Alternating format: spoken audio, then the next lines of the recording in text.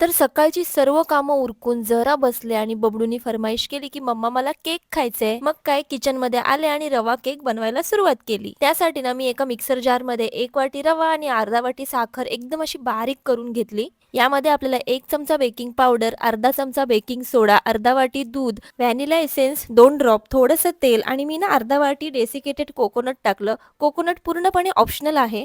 सर्व मिश्रण आहे ना आपल्याला क्लॉकवाईज मस्त असं मिक्स करायचं आहे, टॅप करायचं आहे आणि एका भांड्यामध्ये काढून ना बेक करायला ठेवायचं आहे.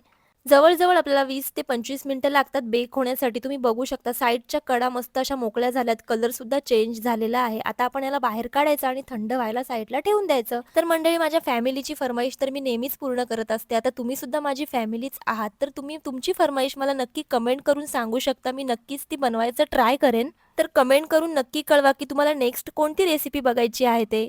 ठीक आहे. Bye bye.